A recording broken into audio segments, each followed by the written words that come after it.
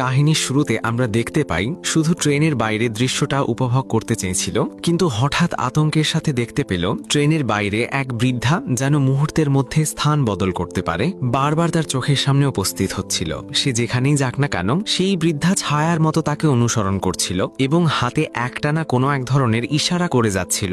মনে হচ্ছিল যেন তাকে কিছু সতর্ক করতে চাইছে। কিছু একটা ভুল হচ্ছে বুঝতে পেরে আন্না প্রথমেই ট্রেন থেকে নেমে পড়ল, কিন্তু তখন সে হঠাৎ আবিষ্কার করলো সেই রহস্যময় বৃদ্ধা এখনো তাকে অনুসরণ করছে, মুখে যেন কিছু বিড়বিড়ও করছে। বৃদ্ধার আসল উদ্দেশ্য কি তা জানার জন্য আন্না দ্রুত এগিয়ে গিয়ে জিজ্ঞেস করলো, কিন্তু অবাক হয়ে গেল বৃদ্ধা হঠাৎ কয়েক কদম পিছিয়ে গেল। আন্না তাকে দাঁড়িয়ে থাকতে বলল, কিন্তু যখনই সে কাছে এগোয় বৃদ্ধা সঙ্গে সঙ্গে পিছিয়ে যায়। এতে আন্নার গায়ে কাঁটা দিয়ে উঠল। সে দ্রুত হাঁটতে শুরু করলো। টানা আধা ঘন্টা হাঁটার পর আন্না আবার পিছনে তাকিয়ে দেখলো বৃদ্ধা এখনো তার পিছু নিয়েই আছে। নিরুপায় হয়ে সে দৌড়াতে শুরু করলো। অবশেষে তাকে ঝেড়ে ফেলতে পারলো, কিন্তু আনন্দ করার আগেই মাথা ঘুরিয়ে দেখলো সেই বৃদ্ধা সামনের পাহাড়ের চূড়ায় হাজির। এতে আবার আন্নার গায়ে কাঁটা দিল। সে আরো দ্রুত পালাতে লাগলো, কিন্তু হতাশার বিষয় হলো বৃদ্ধা যেন আঠার মতো সবসময় তার পিছনেই লেগে আছে। ঠিক তখনই সামনে এক পাহাড়ে ওঠা মহিলা এসে পড়লো। এতে আন্না খুবই উত্তেজিত হয়ে পড়লো। সেই মহিলাকে জিজ্ঞেস করলো দূরের বৃদ্ধাকে দেখতে পাচ্ছেন কিনা। বলল সেই মানুষটা অনেকক্ষণ ধরে তাকে অনুসরণ করছে।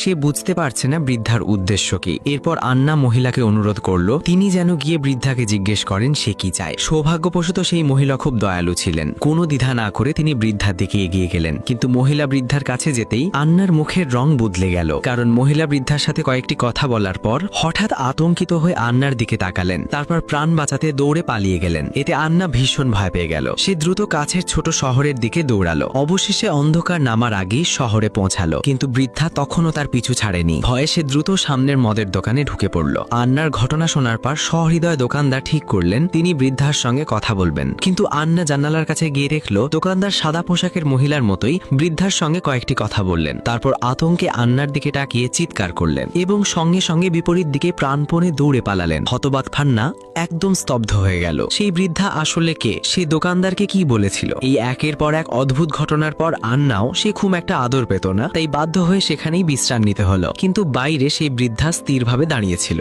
সারা রাত দাঁড়িয়ে থেকে পরদিন সকাল পর্যন্ত অপেক্ষা করলো। আন্না ভেবেছিল বাইরে না গেলে আর কোনো সমস্যা হবে না, কিন্তু মাত্র এক রাত থাকার পরই হোটেলের মালকিন হঠাৎ তাকে চলে যেতে বললেন, কারণ তার স্বামী গত রাত থেকে বাইরে যাওয়ার পর এখনো পর্যন্ত বাড়ি ফেরেনি। ফোনেও তাকে পাওয়া যাচ্ছে না। মনে হচ্ছে যেন সে পৃথিবী থেকেই উধাও হয়ে গেছে। মালকিন মনে করলেন এই সবকিছুর জন্য আন্নাই দায়ী। নিরুপায় হয়ে আন্না বাধ্য হলো সরাইখানা ছাড়তে, কিন্তু সেই রহস্যময় বৃদ্ধা এখনো তাকে ছাড়েনি। সবসময় তার ছায়ার মতো কিছু নিয়েছে। হতাশ আন্না শেষমেশ তার পালক মায়ের বাড়িতে গেল। এরপর সে বৃদ্ধার অনুসরণের পুরো ঘটনাটি